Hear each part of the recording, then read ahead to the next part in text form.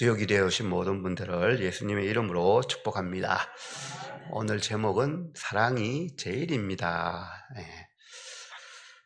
우리는 이 말을 워낙 많이 들었기 때문에 사실 별이라고 하면 되겠네요. 감동이 조금 합니다.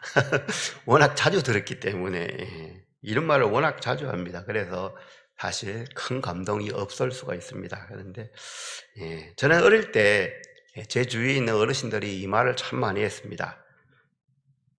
보여주세요. 왜 안 나오지? 네, 아니, 그렇죠. 네. 사람답게 살려면은 이 세 가지 중에 하나는 꼭 있어야 된다. 이런 말 들어보셨죠? 저희들 위에 세대는 아마 대부분 다 들어보셨을 거예요. 그리고 자녀들한테도 했지요. 네. 최소한 돈이나 권력이나 인기나, 옛날에 명예였습니다. 옛날엔 명예였어요. 최근에 인기로 바뀌었습니다. 돈이나 권력이나 명예나 최소한 한 가지는 있어야지 이 세상을 살아갈 수가 있다. 옛날에 들어보셨죠? 예, 맞아요. 돈이나 명예나 인기가 있으면 살아가는데 조금 도움이 됩니다. 사실 많이 도움이 됩니다.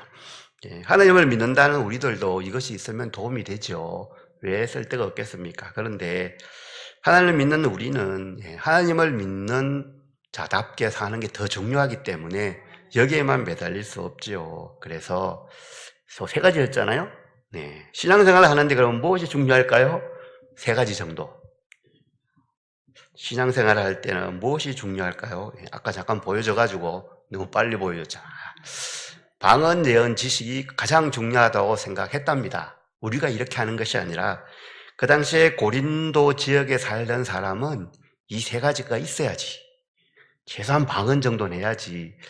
내가 하나님을 믿는 거다 이런 생각을 했는 것 같아요. 그리고 예언 더 좋고 하나님을 아는 지식도 있어야 된다. 이 세 가지 중에 최소한 한 가지라도 있어야지 내가 그리스도인인 것 같다. 그래 교회 가서 이렇게 목에 힘도 좀 주고 막 그랬는 것 같아요. 그 당시에는 죄송합니다. 방언도 못하고 예언도 못하고 그러면 아마 고개 푹 숙이고 있었는 것 같아요. 뭔가 좀 씁쓸하죠, 그죠? 네, 하나님이 주신 은사인데 내가 막 강제로 빼앗았고 없으면 막 달라고 너무 심하게 이런 것 같습니다. 성령께서 주시는 은사 정말로 중요합니다. 그런데 이걸 너무나 과하게 중요하게 여겼다는 거죠. 성령께서 주신 은사를 앞장 12장 28절에 이렇게 표현하죠. 사도, 선지자, 교사, 그리고 병 고치는 의사, 서로 돕고 다스리는 것, 각종 방언을 말하는 것이라. 이 방언을 가장 뒤에다가 살짝 붙여놨습니다. 왜냐하면 사람들이 너무나 중요하게 여기기 때문에 바울이 일부러 제일 뒤에다가 붙여놓은 것 같아요. 그리고 30절에 가서 한마디 더 합니다. 방언하는 자, 통역하는 자를 또 붙여놨죠. 네. 방언의 연사, 그 당시에 이 방언을 얼마나 중요시 여기는가 하면은, 정말로 너무 심하게 중요시 여겼습니다. 그래서 그런 거죠. 오순절 계통에 계시다 오신 분 있습니까? 그리고 오순절이라면 한국에서는 순복음교회를 말합니다. 그쪽에서는 얼마 전에 그런 말을 했습니다. 걔도 방언하는데 교회를 그렇게 오래 다니고 방언 못하면 막 이런 말까지 했어요. 정말하니까요. 그래서 이것이 정말 하나님을 잘 믿고 안 믿고의 어떤 판단 기준이 된 적이 있었다니까요. 근데 요즘은 이런 말 하는 사람이 아무도 없습니다. 다행인데요. 그 당시에 그랬다는 거예요. 그래서 그 방언도 아주 단순하게 그냥 단순한 말만 하는 게 아니라 좀 멋있는 말을 하면 히브리어처럼 하면서 일리베리 막 이상한 말을 하면 훨씬 더 멋있는 것 같잖아요. 그죠? 그렇게 생각할 수 있습니다. 문제는 아닙니다. 그런데 공예배에 와서 이런 일이 있습니다. 공예배 때 와가지고 방언으로 메시지 듣는데 막 기도를 하고 어떻게 됐을까요? 교회가 혼란스러워진 거죠. 하나님께서 주신 모든 은사는 다른 사람을 섬기라고 주는 거예요. 그런데 그것이 교회 예배를 방해한다는 거죠. 참 이상합니다. 얼마나 혼란스러웠으면 바울이 이런 이야기를 했을까요? 1절에 보면 방언과 천사의 말을 해도 사랑이 없으면 아무 가치가 없는 소리다 이렇게 말하죠. 방언을 열심히 했는데 그리고 방언이 없으면 구원 받지 못한 것 같아라고 느낌을 갖는 그 사람들에게 바울은 찬물을 확 끼얹습니다. 사도행전에 나오는 방언은 다른 나라의 말이고요. 고린도전서에 나오는 방언은 사람들이 이해할 수 없는 하나님께서 은사를 주신 언어, 보통 이렇게 하죠. 자, 그러면 여기서 중요한 것이 있습니다. 기독교가 아닌 다른 종교에도 방언이 있을까요? 방언은 기독교에만 있을까요? 그럼 얼마나 좋겠어요, 그죠? 그런데 다른 종교에도 있어요.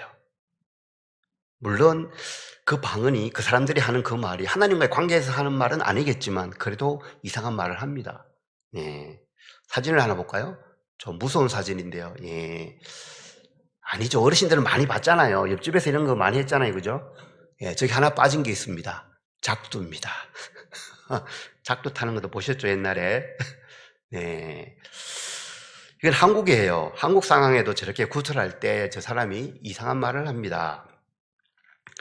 괭가리 장구 징 피리를 막 불어서 분위기를 잡죠. 흥분된 상태로 만듭니다.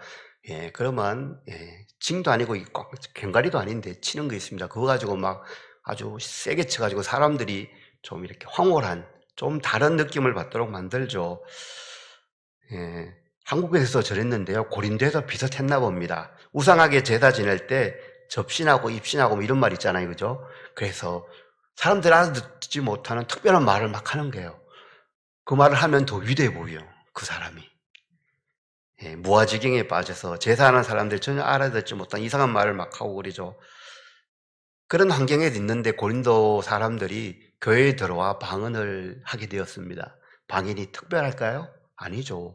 교회 밖에만 나가면 저렇게 우상 숭배할 때마다 방언을 하는데 똑같습니다. 그래서 저 사람이 멋있는 방언을 하잖아요. 우상 숭배하는 사람이 더 멋있어 보이잖아요.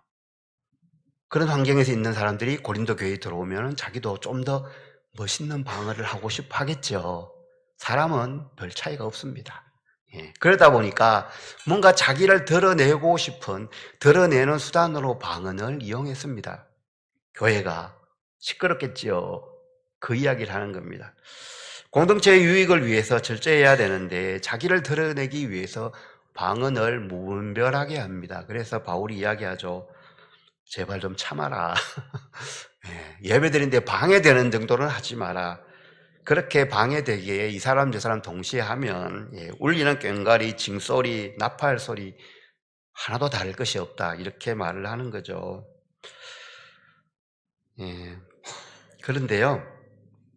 바울이 개인이 혼자 있을 때 너희들 절대로 방언하면 안 돼. 이런 말을 한 적이 없습니다.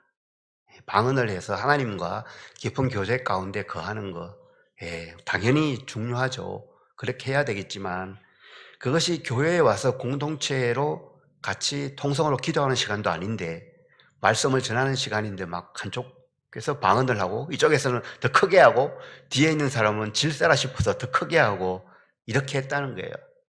그래서 내가 은혜 받고 방언하는 거 좋은데 옆에 사람이 기도할 수 없고 옆에 사람이 설교에 집중할 수 없을 만큼 하면은 그것은 문제다. 이 말을 하는 겁니다. 정말로 방언을 하고 천사의 말을 한다고 하더라도 주님을 사랑하는 마음이 없다면은 이웃을 사랑하는 마음이 없다면은 무의미하다. 이렇게까지 말하고 있습니다. 자, 2절에는 예언, 지식, 믿음이 있죠. 이것이 사랑이 없을 때 어떻게 된다고요? 아무것도 아니다. 이렇게 그들이 그렇게 중요하게 여기는 예언, 지식, 믿음, 그리고 1절에서 말한 방언. 하나님을 사랑하는 마음이 없고 하나님을 사랑하는 마음이 없으면 이웃을 사랑하는 마음도 없겠죠. 공동체에서 다른 사람을 배려하는 마음도 없을 겁니다. 그렇다면은 무의미하다는 겁니다. 아주 강하죠. 예언은 물론 앞에 어떤 일이 일어날 건지를 말하는 것도 있지만 그 시대의 예언은 성경의 내용을 잘 풀어서 설명해 주는 거죠. 성경이 완성되지 않았고 구약 성경도 아주 몇 사람만 가지고 있었고 부분 가지고 있었죠. 그렇기 때문에 하나님께서 제자를 통해서 예수님이 말씀하신 걸 제자를 통해서 다른 사람한테 이야기하고 그것을 또 이야기하고 하는 그런 것들이죠. 그런데 그렇게 말을 멋있게 하고 하나님의 말을 하는 것 같더라도 사랑에서 비롯되지 않다면은 다 헛것이다 이 말을 하는 겁니다. 무슨 소용이 있냐는 거죠. 왜냐하면 아무에게도 유익을 끼치지 못한다는 거예요. 설교자가 회중을 사랑하지 않는 상태에서 설교마다 정말 멋있는 말로 설교를 하면 그것이 무슨 유익이 있냐는 거죠. 본인에게나 그 설교를 듣는 사람에게. 더 심한 말도 합니다. 바울은 담대합니다. 산을 옮길 만한 믿음이 있다 하더라도 사랑이 없으면 아무것도 아니다. 너무 좀 과하지 않습니까? 산을 옮길 만한 믿음이 있는데 그런데도 불구하고 사랑이 없으면 아무것도 아니라고 말합니다. 좀 뜨끔하지 않습니까? 네, 자신이 대단한 사람인 것처럼 그렇게 나서지 말라는 거겠죠. 특별히 선교사나 목회자들이 조심해야 될 부분이 아닌가 싶습니다. 내가 설교하고 내가 전도했을 때 많은 사람들이 모이고 많은 사람들이 이야기합니다. 그 목사님 설교, 그 선교사님 설교 정말로 은혜스러워. 이렇게 되다 보면은 자기 자신을 높이게 된다는 거죠. 어느새 자기도 모르게 자기를 드러낸다는 거죠. 구제도 하고 헌신을 해도 사랑이 없으면 아무 유익이 없다라고 합니다. 조금 무섭습니다. 바울은 그렇죠. 전 재산을 들여서 구제를 한다고 해도 그렇죠. 어떤 이념과 소신을 위해서 그 몸을 다 던진다 하더라도 사랑이 동기가 안 되면 전혀 쓸데가 없는 일이다. 이렇게까지 말합니다. 좀 너무 살벌하죠. 예, 정말로 살벌합니다. 분노가 있는 상태에서 그런 일을 해도 아무 의미가 없다는 거죠. 자기 마음 가운데는 다른 사람을 싫어하는 마음이 있는데 어쩔 수 없이 남들이 하니까 자기도 따라서 한다는 거죠. 예, 남들 때문에. 예. 그렇죠. 헌금할 때 절대로 남을 의식해서 할 필요가 없다는 거죠. 하나님께서는 동기를 정확하게 알고 보신다는 거죠. 어쩌면 사랑이 없는 열심은 더 위험합니다. 사랑이 없는 열심, 왜 위험한가 하면은 다른 사람을 힘들게 합니다. 나는 이렇게 하는데 왜 너는 그렇게 안 해? 이 말을 하죠. 사랑이 없는데 능력이 있는 사람들 회사 생활해 보면 압니다. 정말로 위험합니다. 그런데 이 사람들이 진급을 잘합니다. 왜냐하면 밑에 사람을 잘 쪼입니다. 마른 수건을 비틀면 물이 나옵니다. 정말입니다. 예, 회사 다니보면 압니다. 예, 그렇게 된다는 거죠. 다른 사람을 참 힘들게 합니다. 능력이 있는데 사랑이 없으면, 능력이 있는데 다른 사람을 배려하지 않으면 다른 사람을 그냥 수단으로 생각합니다. 그렇게 하지 말라는 거죠. 사랑이 없이 설교를 잘하면은 사람들을 조종합니다. 정치적으로 선동하는 사람이 그렇습니다. 그죠? 사람들을 분노케 하고 그 분노를 이용해서 움직이게 하고 여론을 만들고 결국은 자기가 원하는 것을 이루려고 합니다. 대표적인 사람이 히틀러였어요. 히틀러가 정말로 설교를 잘한답니다. 연설을 잘하는 거죠. 그 연설 들으면 맞습니다. 유대인은 다 죽여야 됩니다. 이래가지고 수백만을 죽이죠. 예. 사랑이 없이 설교를 잘하는 것 정말로 위험합니다. 예, 모든 것에 사랑이 동기가 되어야 된다. 이렇게 말하고 있죠. 13장에 사랑이라는 단어는 8번 나옵니다. 전부 다 헬라어 말로, 그리스 말인데요. 다 아가페를 썼다 합니다. 그런데 당시 헬라 사람들은 아가페를 사용하지 않습니다. 그런데 보통 그 사람들은 에로스를 사용하는데요. 사랑을 표현할 이 에로스는 권력이든 돈이든 사람이든 자기가 원하는 것을 어떻게 하든지 쟁취하려고 하는 그런 태도라고 합니다. 자기 중심적이겠죠. 남녀간의 사랑은 대부분 다 이렇게 에로스입니다. 그런데 하나님께서 자기 아들을 십자가에서 내어주셨습니다. 이것을 표현해야 되는데 이 에로스를 사용하려니까 불편하죠. 왜냐하면 하나님의 사랑은 에로스가 아니니까요. 그래서 사도 요한은 그 헬라 지역에서 사용하지 않는, 그 문화에서 사용하지 않는 아가페라는 단어를 사용해서 하나님의 사랑을 표현한 것입니다. 요한복음 23장에 보면 우리가 잘 아는 베드로가 주님을 3번 부인하는 장면이 나오죠. 그리고 예수님이 찾아가서 묻습니다. 네가 나를 사랑하느냐? 네가 나를 사랑하느냐? 이때 아가페로 물었다고 다 설교를 들으셨잖아요. 예, 맞습니다. 성경에 분명히 아가페로 나옵니다. 그런데 실제로 예수님은 아람어를 사용했습니다.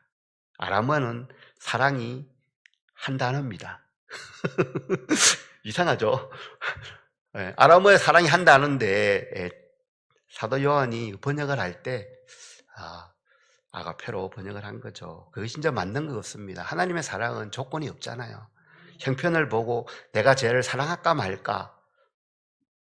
쟤는 행동하는 거 보니까 사랑을 받을 만해. 그러면 사랑을 주고, 쟤는 아니야. 기본이 안 돼 있어. 그러면 사랑을 안 주고, 이런 사랑이 아니잖아요. 그래서 사도 요한은 하나님의 사랑을 이 아가페로, 그 당시 사람들이 사용하지 않는 이 아가페라는 단어를 써서 표현한 것이죠. 사랑은 단순하게 보면 나보다 남을 낮게 여깁니다. 그러니까 나보다 남을 중요하게 여긴다는 것이죠. 예수님도 그런 말 했죠. 황금률, 대접받고 싶은 대로 남을 대접하라. 그것이 사랑이라는 것이죠. 그런데 이 사랑이 나로부터, 우리 사람으로부터 시작될 수는 없습니다. 하나님으로부터 시작됩니다. 조건 없이 나를 용납해주고 나를 받아주신 그 하나님의 사랑을 우리가 깨달을 때만이 우리도 조금씩 하나님의 사랑에 다가갈 수가 있습니다. 그래서 요한 1서에서는 하나님은 사랑이시라 이렇게 말했죠. 그런데 우리 사람을 보면 우리 안에 사랑이 없습니다. 그래서 오늘 13장 4절부터 7절까지 이 사랑이란 대신에 나라는 단어를 넣고 읽어보면 정말로 재미있습니다. 그리고 뒷부분을 반대로 읽어야 됩니다. 그러면 우리 모습과 거의 차이 없다는 것을 알 수가 있습니다. 어느 책에 보니까 이렇게 하더라고요. 자, 따라해 보겠습니다. PPT 띄워주세요.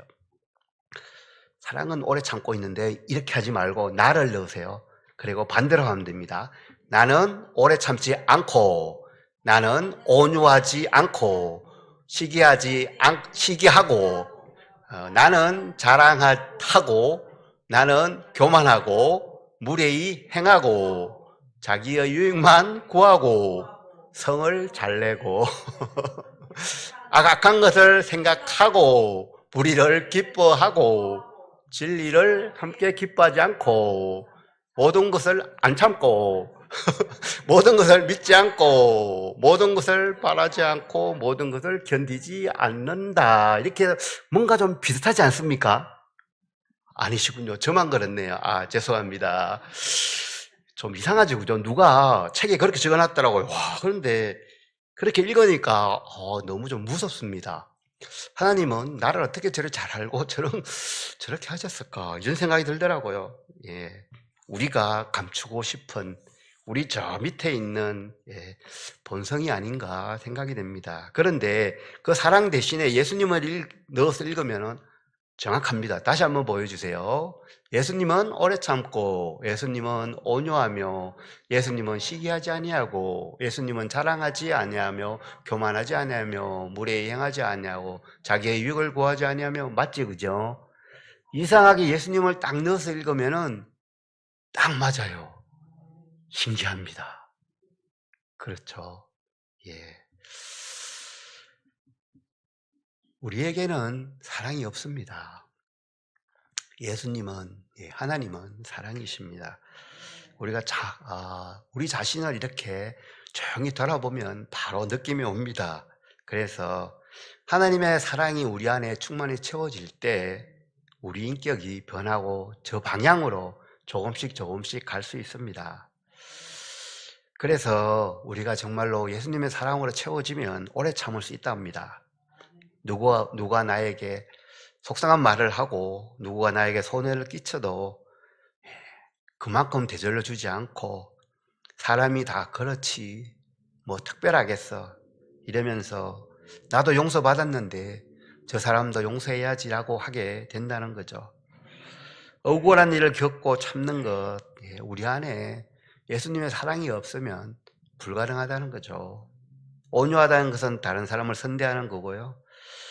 이것도 마찬가지죠. 하나님께서 우리에게 사랑을 부어주셨기 때문에 그 사랑으로 다른 사람을 온유와 함께 선대할 수 있다는 거죠. 사랑은 질투하지 않고 자랑하지 않는다고 했습니다.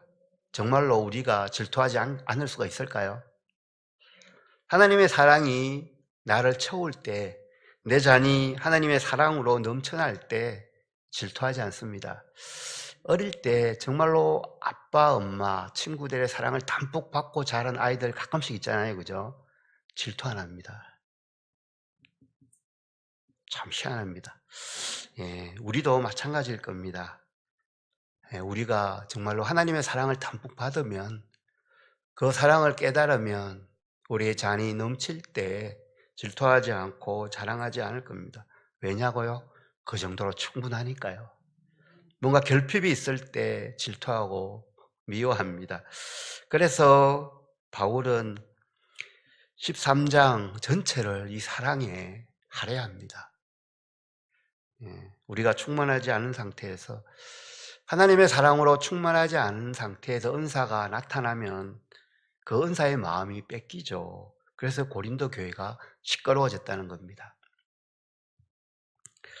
우리를 사랑하시는데 끝까지 사랑하시는 하나님, 그 사랑이 우리 안에 충만해야지 우리는 질투도 하지 않고 자랑도 하지 않는다는 거죠. 그리고 그때 우리가 서서히 하루하루 조금씩 변화되어 간다는 겁니다. 이 정도 하면 많이 변화됐다고 싶은 어느 날 어떤 사건이 터지면 바로 옛날로 돌아가지요. 네, 괜찮습니다. 또 한 걸음 한 걸음 가면 됩니다. 하나님, 우리가 늦게 변하는 거 너무나 잘 아십니다. 기다려 주십니다. 우리 안에 사랑의 은사 정말로 꼭 필요합니다. 그래서 우리가 기도할 때마다 하나님, 내가 하나님의 사랑으로 채워져서 다른 사람도 하나님의 눈으로 보게 해달라고 기도할 필요가 있죠. 교회의 문제는 사랑이 없는 것에서 출발합니다. 그렇죠? 예.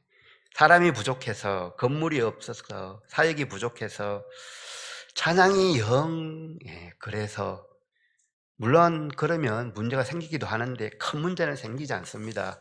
그런데 교회에 사랑이 없으면 교회가 많이 힘듭니다. 쪼개지고 흔들리고, 그렇지 않습니까? 요한일서 13장 34절 35절입니다. 새 계명을 너희에게 주노니 서로 사랑하라. 내가 너희를 사랑한 것 같이 너희도 서로 사랑하라. 너희가 서로 사랑하면 이로써 모든 사람이 너희가 내 제자인 줄 알리라. 은혜가 되십니까? 그런데 사실 무섭습니다. 너희가 서로 사랑할 때 사람들이 너희가 내 제자인 줄 안다라고 합니다. 우리가 말로 내가 그리스도의 제자입니다라고 앞만 외쳐도 사람들은 그것을 인정하지 않는다는 거죠. 아이고, 예수님은 사랑이라고, 하나님은 사랑이라고 그렇게 이야기하는데 맨날 지들끼리 찢고 뽑고 싸우고 있으면 참 한편으로는 부담이 되고 한편으로는 너무나 감사하고 그렇습니다. 우리는 집에 사역하러 가지 않습니다. 사랑하기 때문에 집에 가죠. 아내를, 남편을 사랑하기 때문에, 아이들을 사랑하기 때문에 달려갑니다. 주님이 나를 사랑하신다는 것이 우리 마음 가운데 가득 찰 때 여러 가지 사역을 해도, 예배를 드려도, 봉사를 해도 아무 문제가 되지 않습니다.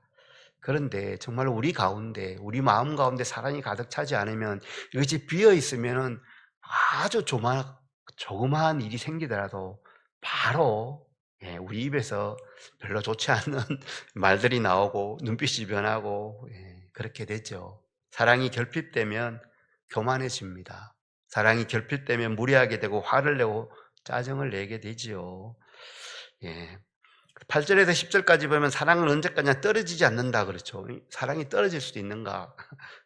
연이나 방언, 지식은 없어진다라고 하죠. 근데 이게 떨어진다는 말은 사랑은 끝이 안 난다, 계속 간다 이 뜻입니다. 그리고 사랑은 실패하지 않는다 이런 뜻입니다. 요한복음 13장 1절에서 예수님은 제자들에게 그렇죠.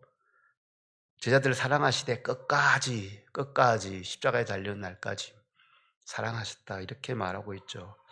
주님의 사랑, 하나님의 사랑은 영원합니다. 끝나지 않습니다. 실패하지 않습니다. 그렇기 때문에 우리가 구원받을 수 있는 것이죠. 그런데 사람은 사랑한다는 말을 참 자주 합니다. 그런데 본의 아니게도 다른 사람을 상처 주기도 하고 우리 스스로도 돌아서기도 하지요. 하지만 하나님의 사랑은 끝이 없습니다. 그분의 사랑은 실패하지 않습니다.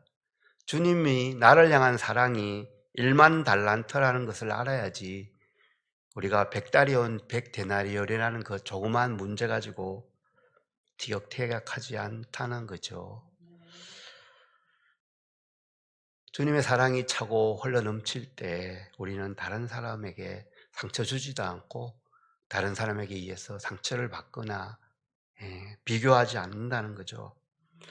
주님께서 주시는 사랑이 내게 부족할 때, 사실은 주님이 주신 사랑은 충분한데 내가 그것을 깨닫지 못하거나, 예, 성령의 음성에 순종하기 싫기 때문에 주님을 거절하기 때문이죠, 사실은. 그러다 보면 계산하고 따지게 된다는 거죠. 고린도 교회가 그렇게 자랑했던 예언, 방언, 지식, 이런 은사들은 때가 되면 다 없어진다는 거죠. 오직 사랑만이 영원하다. 제발 예언이나 방언, 지식 가졌다고 잘난 체 하지 말고 모든 것을 사랑 안에서 사용하라는 겁니다. 사랑이 없이 예언하고 사랑이 없이 방언을 하고 사랑이 없는 지식은 교회를 위태롭게 할 뿐이다, 이 이야기를 하는 거죠. 예. 세상 사람들은 돈, 권력, 인기, 이 세 가지를 가지려고, 이 세 가지 중에 하나는 최소한 있어야 된다라고 말하지만, 그리고 고린도 교회 성도들은 방언이나 예언이나 지식, 이 세 가지 중에 하나는 반드시 있어야 한다고 하지만, 바울은 하나님께서 주신 그 감동으로 아니다, 그것이 아니다라고 우리에게 알려주고 있습니다. 바울은 자신이 어렸을 때 어린아이와 같이 했지만 장성한 사람이 되어서는 어린아이의 일을 다 버렸다, 이렇게 말씀하죠. 어린아이의 가장 큰 특징은 나입니다. 내가 중심이죠. 내가 중요하고, 나에서 벗어나지 못한 사람을 어린아이라고 하죠. 그런데 어른스러워진다는 것은 나만 중요한 것이 아니라 다른 사람을 배려하고 하나님을 중요시 여기고 공동체를 중요시하는 거죠. 그래서 서로 피자 복종하는 것, 이것이 성숙한 신앙인이다는 거죠. 그럼에도 계속 나만 드러내고자 하는, 내가 더 잘났다고 하는 그들에게 고린도 교회 너희들이야말로 가장 미숙한 아이들과 같다라고 이야기하는 것입니다. 12절에 보면 거울로 보는 것 같이 희미하다라고 하죠. 그 당시에 거울은 청동 거울이라 가지고 희미합니다. 그렇지만 예수님이 다시 오면은 분명하게 모든 것을 알 수 있다. 그러니까 예언이나 방언, 지식, 여기에 목매지 말라고 한 번 더 이야기하는 것입니다. 자, 13절을 우리 함께 읽겠습니다. 띄워주세요. 그런즉 믿음, 소망, 사랑, 이 세 가지는 항상 있을 것인데 그 중에 제일은 사랑이라. 믿음이 있어야 끝까지 경주할 수 있습니다. 그렇죠. 그래야지 포기하지 않으니까요. 주님을 향한 소망을 가져야 됩니다. 다른 데 소망을 두지 않고 주님을 향해 소망을 두어야지요. 그리고 믿음과 소망이 궁극적으로 가는 것은 사랑이라고 합니다. 하나님께서 사랑해 주셨기 때문에 우리의 이 땅에서의 삶은 그 사랑을 받은 자로서 또 사랑을 표현하는 것이겠지요. 내 전부를 내줘도 아깝지 않는, 하나님께서 그렇게 우리를 사랑을 주셨는데 우리는 그분의 사랑에 응답해야 할 것입니다. 하나님 안에 거하고 싶습니까? 그러면은 하나님의 사랑 안에 거하면 됩니다. 하나님의 사랑 안에 거하는 것이 하나님 안에 거하는 것입니다. 하나님의 사랑이 내 안에 차오를 때까지 기다리는 것이 필요하지요. 그리고 하나님의 사랑을 묵상하는 거 꼭 필요합니다. 사랑으로 봉사하고 사랑으로 사역해야 됩니다. 사랑이 없이 하면 다른 사람을 불편하게 만들 수 있기 때문이겠죠. 사랑은 최고의 가치입니다. 사랑은 최선이고 최상입니다. 그리고 사랑은 제일입니다. 제일은 사랑합니다. 이것을 꼭 기억하는 우리 모두가 되어야 하겠습니다. 자, 그러면 말씀을 생각하며 기도하겠습니다.